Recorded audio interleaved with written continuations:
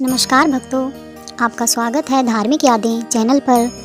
आइए शुरू करते हैं एक आध्यात्मिक सफ़र जय श्री श्याम के साथ। आज देवउठनी एकादशी है। एकादशी के दिन व्रत करने वाली महिलाएं प्रातःकाल में स्नान आदि से निर्वित होकर आंगन में चौक बनाएं।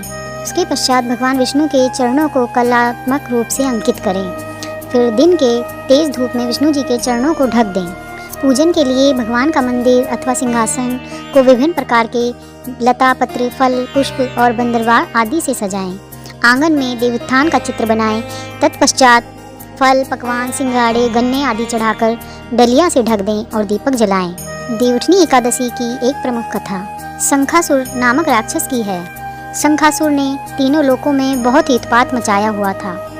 तब सभी देवताओं के आग्रह करने पर भगवान विष्णु ने उस राक्षस से युद्ध किया और यह युद्ध कई वर्षों तक चला। युद्ध में वह असुर मारा गया और इसके पश्चात भगवान विष्णु विश्राम करने चले गए। कार्तिक शुक्ल एकादशी के दिन भगवान विष्णु की निद्रा टूटी और सभी देवताओं ने भगवान विष्णु की पूजा की। शिव महापुराण के अनुसार पौराणिक समय में दैत्यों का राजा दंभ हुआ करता था। वह बहुत बड़ा विष्णु भक्त था।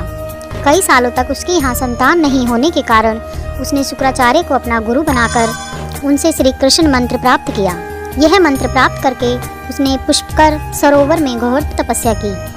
भगवान विष्णु उसकी तपस्या से प्रसन्न हुए और उसे संतान प्राप्ति का वरदान दे दिया।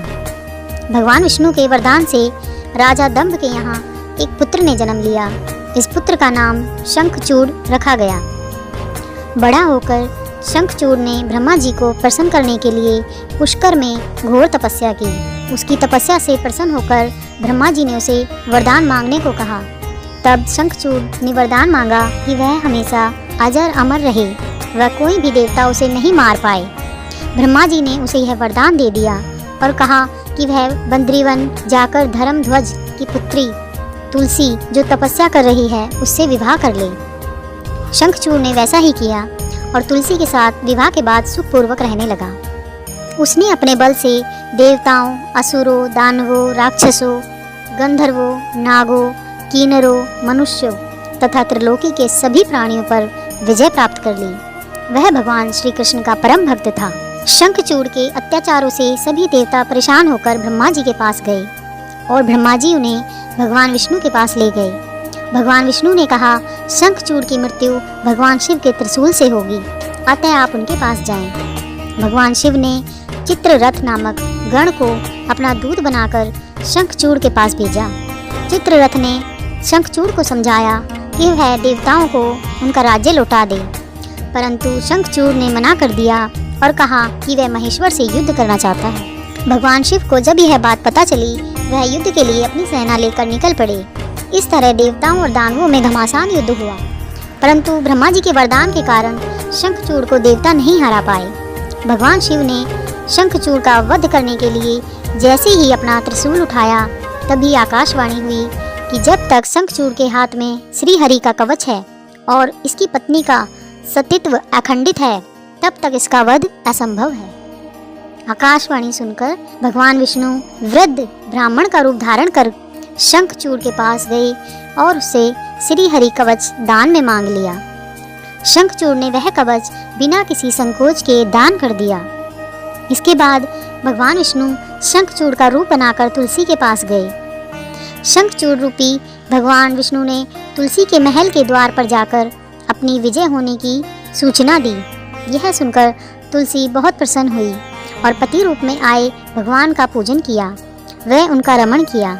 ऐसा करते ही तुलसी का सतीत्व खंडित हो गया और भगवान शिव ने युद्ध में अपने त्रिशूल से शंखचूड़ का वध कर दिया।